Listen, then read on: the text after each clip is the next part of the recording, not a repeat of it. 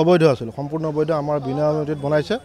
আমাক বুঢ়া আঙুলি দেখুৱাই তেওঁ এইটো ঘৰ বনাইছে, বনাই তেওঁ কোৰ্টত এপ্লাই কৰিছে। কোৰ্টত তেওঁ 2017 চনৰ পৰা আমি যুঁজি আজি 2024 চনৰ 27 মাৰ্চত আমি অৰ্ডাৰ পাইছোঁ। আমাৰ যিটো ভঙা অৰ্ডাৰ আছে এইটো বাহাল ৰাখিছে কোৰ্টে, সেইকাৰণে আমি এইটো ভাঙিবৰ কাৰণে আজি চৰকাৰ প্ৰশাসনৰ সহযোগত আমি ব্যৱস্থা হাতত লৈছোঁ।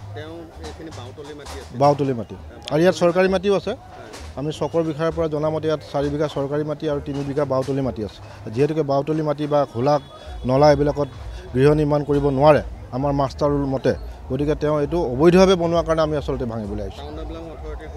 কোনো পাৰ্মিশ্যন নাই। আমি আচলতে বেয়া পাওঁ, আমি সজাগ কৰি দিওঁ, আমি তেওঁক সতৰ্ক কৰিছিলোঁ যে আপুনি ইয়াত নবনাব। তেওঁ আমাক বুঢ়া আঙুলি দেখুৱাই তেওঁক প্ৰশাসনক চৰকাৰৰ আইনী ব্যৱস্থাৰ বিৰুদ্ধে গৈ এই ঘৰটো বনাইছে। সেইকাৰণে তেওঁ এইটো সমস্যাৰ সন্মুখীন হৈছে আজি। চাওক, এই আইচ ফেক্টৰীটো একচুৱেলি 2018 চনতে Tezpur development authority actually notice দি পিনে ভাঙিবলৈ তেতিয়া আহিছিলে, উচ্ছেদ কৰিব আহিছিলে। কিন্তু তেতিয়া দিনত কি হৈছিলে, হাইকোৰ্টৰ এটা ষ্টে অৰ্ডাৰ লৈ তেওঁলোকে এইটো ৰখাই দিলে এক্সন। হাইকোৰ্টৰ এতিয়া কেছ চলি ফাইনেলি তেওঁলোকে হাইকোৰ্টে এইটো ক'লে যে যদি তেওঁ মাটি যদি ৰিক্লাছিফাই কৰিব পাৰে, মানে এতিয়া বাওতলি মাটি হৈছে, বাওতলিৰ পৰা তেওঁলোকে কমাৰ্চিয়েললৈ যদি কৰিব পাৰে দেন আমি এলাউ কৰিব পাৰোঁ। যদি কৰিম, যদি ৰিজেক্ট কৰিব লাগে আমি ৰিজেক্ট কৰিব পাৰোঁ। আৰু তেওঁ যোনখন ৰিট পেটিশ্যন তেওঁ দিছিলে, সেই ৰিট পেটিশ্যন তেওঁ অলৰেডি কোৰ্টে ডিছমিছ কৰি দিলে।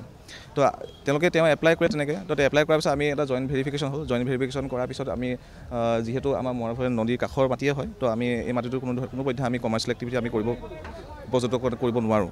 তো সেইকাৰণে আমি তেওঁৰ যোনখন ৰিক্লাছিফিকেশ্যন পেটিশ্যন আবেদন কৰিছিলে, আমি সেইখন জইণ্ট ভেৰিফিকেশ্যন কৰাৰ পিছত আমাৰ এখন কমিটি থাকে, কমিটিখনত প্লেচ কৰাৰ পিছত এই তেওঁ ৰিক্লাছিফিকেশ্যন যোনটো আবেদন কৰিছে আমি ৰিজেক্ট কৰিলোঁ। ৰিজেক্ট কৰাৰ পিছত তেওঁ যিহেতু সেই আগৰ 2018 চনৰ যোনখন ৰিট পেটিশ্যন ছাবমিট কৰিছিলে হাইকোৰ্টত, সেইখনটো ডিছমিছ কৰিলে।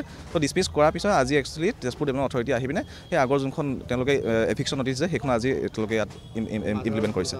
হয় হয় হয় নহয়, তেওঁ একচুৱেলি 7 বিঘা মাটিয়ে ম্যাদী মাটি হয়। তেওঁ ভিতৰ খুঁটিত তেওঁ 7 বিঘা মাটি তেওঁ ম্যাদীকৰণ কৰি লৈছিলে, কিন্তু তেওঁ দখল ল'লে একচুৱেলি ভিতৰ খুঁটিত 3 বিঘা আৰু বাকী মাটি তেওঁ গুটলুঙৰ এই চাইডটো গুটলুঙৰ, এইটো সীমা হয় দুখন গাঁৱৰ। তো বাকী মাটি তেওঁ 4 বিঘা মাটি গুটলুঙত তেওঁ চৰকাৰী মাটি তেওঁ দখল কৰি আছে।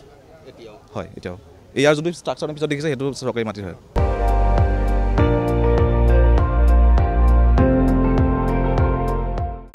আপুনি চাই আছে ND24, সৰ্বশ্ৰেষ্ঠ নহয় সৰ্বোত্তমৰ দৌৰ।